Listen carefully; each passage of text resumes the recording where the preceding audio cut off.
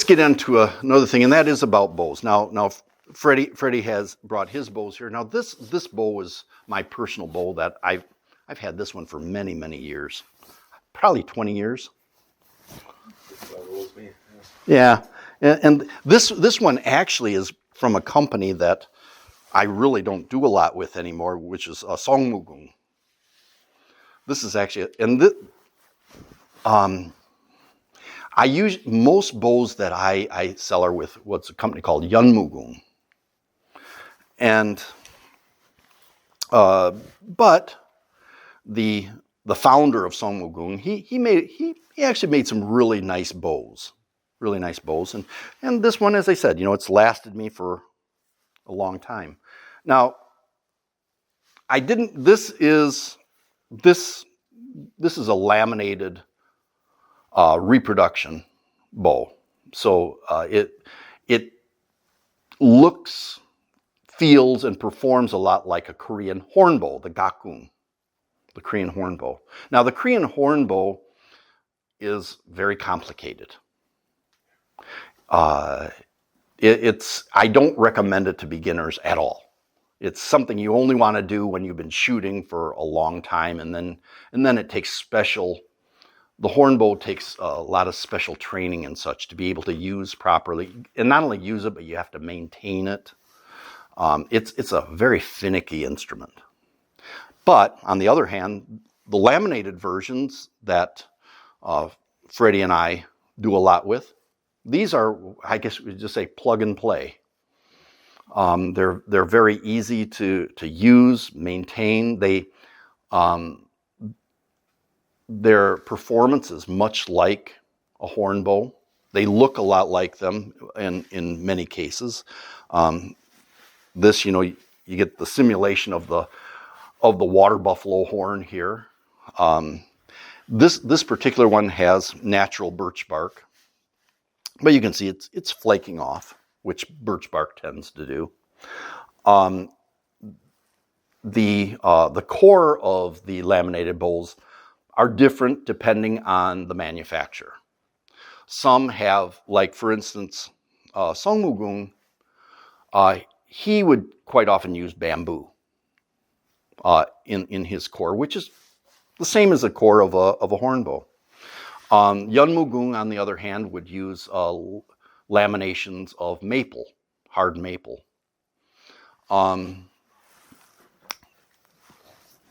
What in the West people would call the sia, which is the ears of the bow.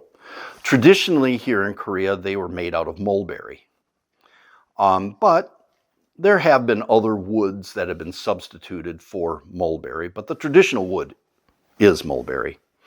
And then the wood on a horn bow is joined to the core on both ends here.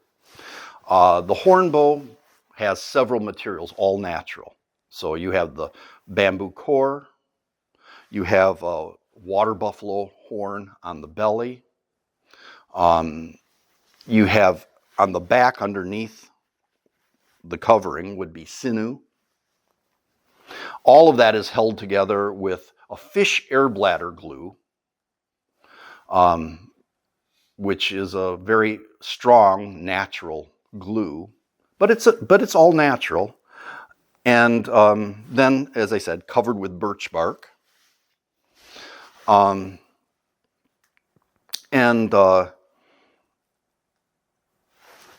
It takes 1 year to make a horn bow, because the horn bowyer, every single process takes part in a certain season.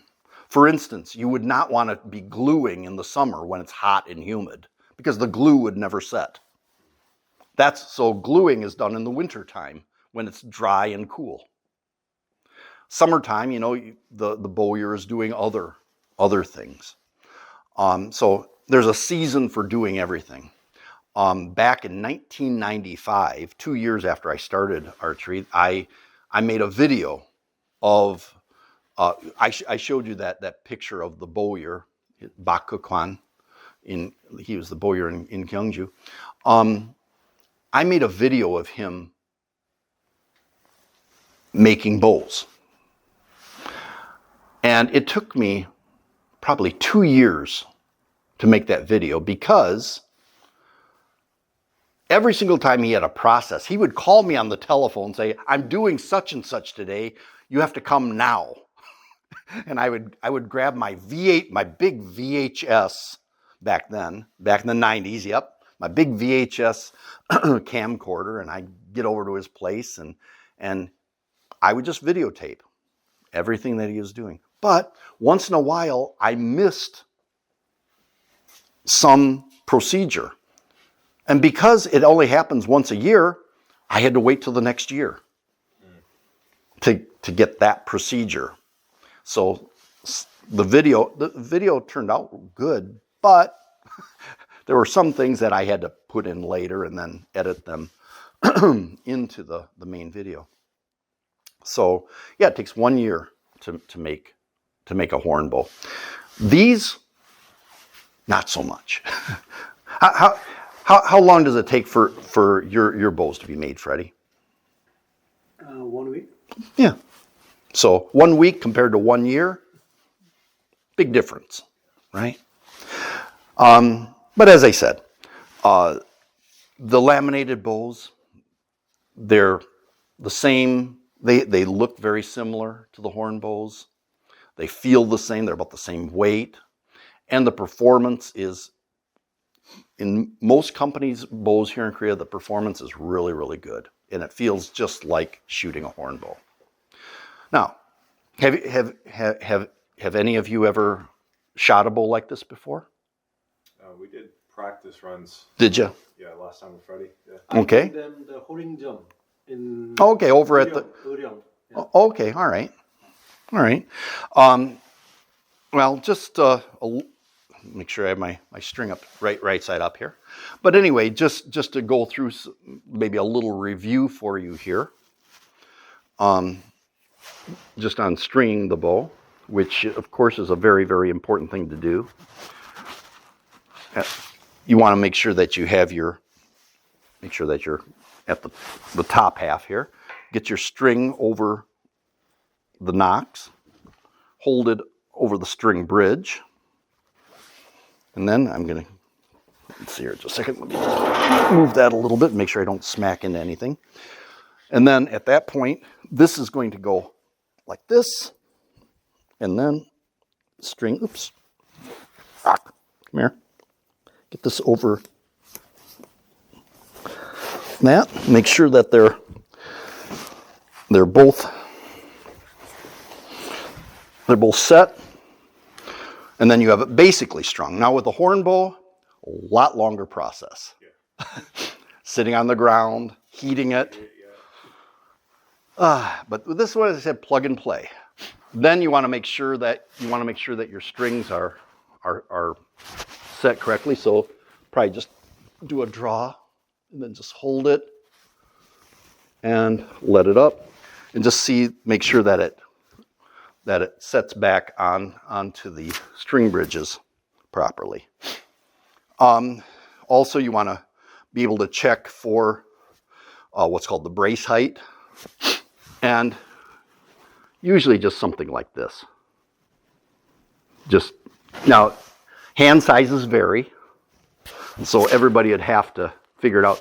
It's about 5 1/4 to about 5 1/2 inches, depending. Some people have a little bit higher brace height than others, but this would be about there. Some people like to do it from the limb, but I prefer to do it from the back of the grip. And then another thing is for putting your nocking point. Now this one was marked a long time ago with a marker. But what you want to do is you find your balance. Now the balance point is going to be really the bottom of the center serving when you get a string. So just like this, you can see it balances. And then again, depending on your hand size, you come up here, and then your pinky would be about where you put your you put your nocking point. So that's where that came here. And you'll see it's a little bit above the top of the grip. Now, this brings me to now, some other things that you might have yourself what's called a jun-tong. Jun is a Chinese character for arrow. Tong means a tube, container, a tube. And this particular one is made out of paper. This was made by the bowyer I told you about, Bakukwan. He made this for me. I think some of these things have seen better days. Now these are actually carbon arrows, just like what Freddie has there. I was going to bring up some of my bamboo arrows, but instead I just brought some of my carbons. Bamboo arrows, the jukshi. There are, in some cases, you can only use horn bows and bamboo arrows. So, gakgung jukshi. For instance, if you are a master archer, which means in rank level, because we have ranks in Korean traditional archery. If you are at Odan, the 5th ranked archer, from Odan on, archers in competition are only allowed to use horn bows and bamboo arrows. Cannot use laminated bows, cannot use carbon arrows. Those are the rules in Korean traditional archery. But most people do use these. But the bamboo arrows are made out of several materials. Bamboo, of course, for the shaft. The knock of the arrow is made out of a thing called a bush clover in English. The points are pretty much like you see here. Just a machine brass point. And it's blunt, because it isn't supposed to go into the target. It just has to hit the target and bounce off.